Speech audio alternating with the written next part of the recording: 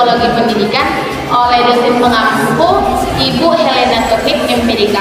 Berikut kami akan menjelaskan materi kami dengan judul Ikhtisar Teori-Teori Belajar. Selamat menyaksikan. Ikhtisar teori-teori belajar. Ikhtisar adalah hasil rangkuman suatu bacaan yang menjabarkan pokok pikiran tertentu saja, jadi bisa dianggap sebagai bagian dari ringkasan, hanya saja ruang lingkupnya itu lebih kecil. Dalam dunia psikologi pendidikan, teori belajar didefinisikan sebagai metode yang menggambarkan bagaimana seseorang itu melakukan proses belajar. Adapun pengertian dari belajar menurut M.H.R. Hilgard adalah kegiatan atau proses yang secara sengaja dan menimbulkan perubahan atas keadaan sebelumnya. Umumnya, setelah belajar, seseorang cenderung melakukan perubahan diri ke arah yang lebih baik. Bicara mengenai teori pembelajaran, sebenarnya jenisnya cukup beragam. Di antaranya terdapat 5 jenis teori belajar menurut para ahli yang paling terkenal, yaitu yang pertama itu teori kognitif. Teori kognitif mulai berkembang pada abad 20-an. Secara sederhana, teori ini menggambarkan bahwa belajar adalah aktivitas internal yang terdiri dari beberapa proses, seperti pemahaman, mengingat, mengolah informasi, problem solving, analisis, ada prediksi, dan perasaan. Ada juga yang menggambarkan bahwa teori belajar kognitif itu ibarat komputer. Proses awalnya dimulai dengan input data, kemudian mengolahnya hingga mendapatkan hasil akhir. Beberapa tokoh berperan mengembangkan teori ini adalah Jean Piaget, Brunner, dan Ausubel.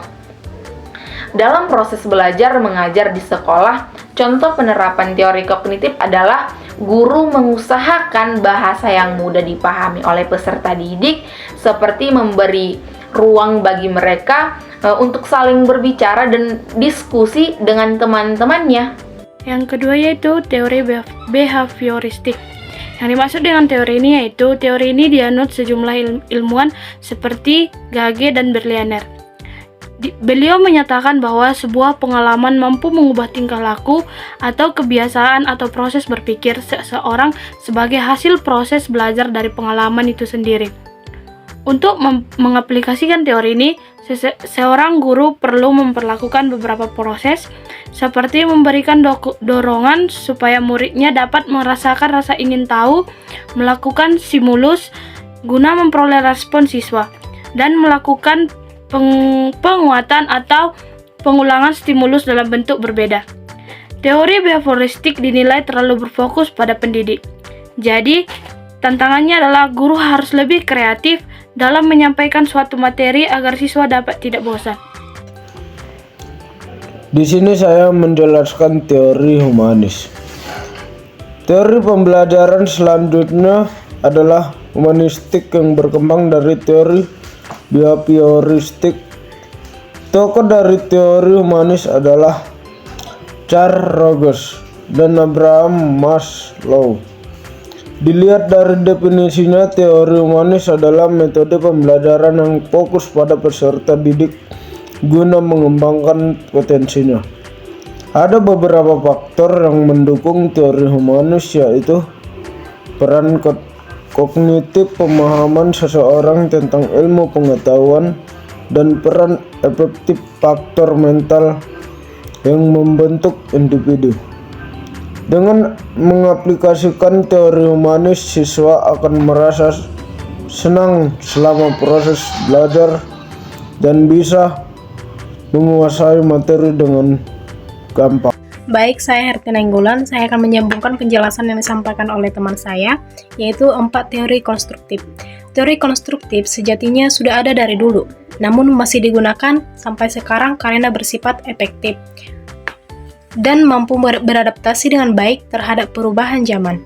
Lewat teori konstruktif, peserta didik diajak untuk mendalami pengetahuan secara bebas atau juga memaksakannya sesuai pengalaman. Dalam praktiknya, siswa akan diberi ruang untuk membuat ide atau gagasan menggunakan bahasanya sendiri.